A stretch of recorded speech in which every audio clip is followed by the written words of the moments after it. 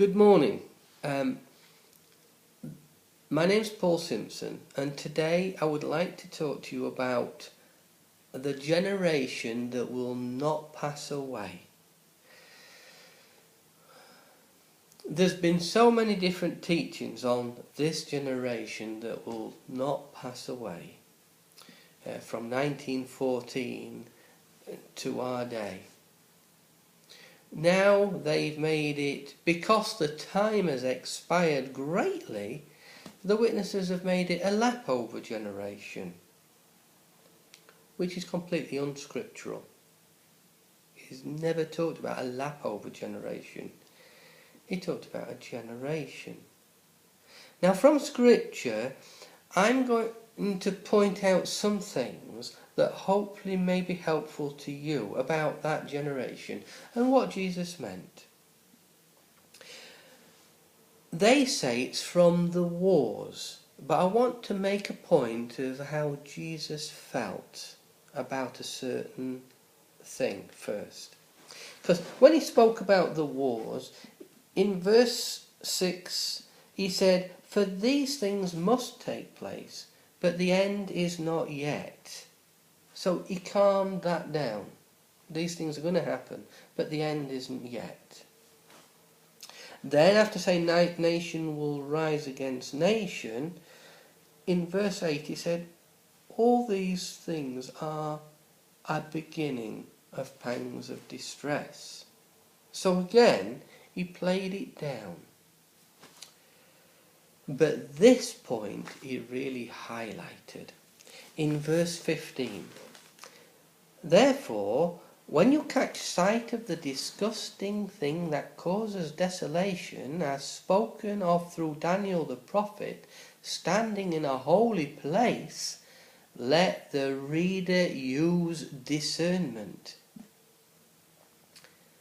Jesus is really highlighting this, and he says when we see this, we're to take real note.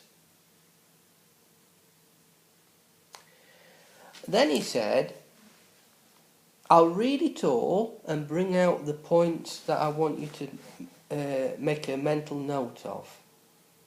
"Then let those in Judea begin fleeing to the mountains. Let the man on the housetop not come down to take the goods out of his house. And let the man in the field not return to the house to pick up his outer garment. Woe to the pregnant woman and to those suckling the baby in those days." So it's going to be difficult. "Keep praying that your flight may not occur in winter time." Now that is really important. So we see something, the disgusting thing, and we're using discernment, is mentioned winter time, which we're going to see he uses in the illustration. And then he says that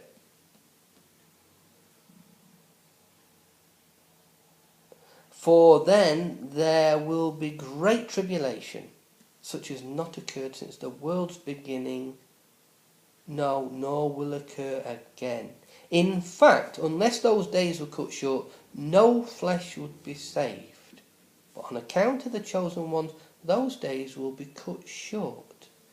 So, let me read it with this thought in mind. In fact, unless those days were cut short, the generation would not be saved. Now I want to point to the illustration that he used to explain that. It's verse 32. "Now learn from the fig tree an illustration this point. Just as soon as its young branches grow tender and it puts forth leaves, you know that summer is near." So, it's a real indication when we see the great tribulation starting that better times are coming. He mentions the winter because the winter is the worst, the hardest time of the year, particularly in this great tribulation. But he said when you see it, know that good times are coming. that the summer is near. That is, he's coming in his kingdom to save, and we're going to have all the blessings of that kingdom. It's going to be far better than any summer. But he uses that illustration to say, yes, you may be in the depth of winter in the great tribulation, but take courage. Better times are coming. Summer's coming.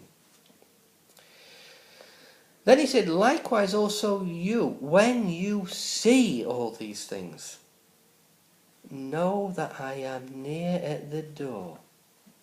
So do you remember, he said, when you catch sight or see the start of the Great Tribulation by that disgusting thing, he said that we had to take real discernment. The illustration, likewise you, when you see all these things, know that Jesus is near at the door.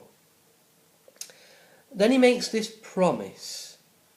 Truly I say to you that this generation that entered the great tribulation will by no means pass away until all these things occur. So, for the people, especially the chosen ones, he says, that entered that period of the great tribulation, if Jesus does not come to save, he said this, in fact, unless those days were cut short, no flesh of that generation would be saved. But on account of the chosen ones, those days will be cut short. And they're cut short by Jesus bringing it to its end. So he gives us his word in the illustration. Truly I say to you that this generation will by no means pass away, because Jesus is coming to bring it to its end. He said, by giving us a reassurance, he said, heaven and earth will pass away, but my words will by no means pass away. So it may seem like that generation is going to pass away, but Jesus is coming to save us. So from what Jesus said, it's not the generation from 1914. It's the generation that enters that period of time during the Great Tribulation. And yes, it will be hard. It's like winter. And if he didn't come to save us, no flesh would be saved. But he is coming to save us, and that generation will survive that most difficult time, just as Jesus promised it would. Thank you very much, and hopefully that will comfort many, and you'll be able to see the truths of Jesus' words rather than a man that's trying to explain it like myself. Any man that's telling you the generations from 1914, because 1914 is a long way away and that generation's gone. They couldn't have been from then. At the moment they're trying to stretch it to a generation and a half, but they've got to change it because they're completely wrong. Anyway, thank you for listening, and I'll speak to you again in another video on another topic soon. Bye for now.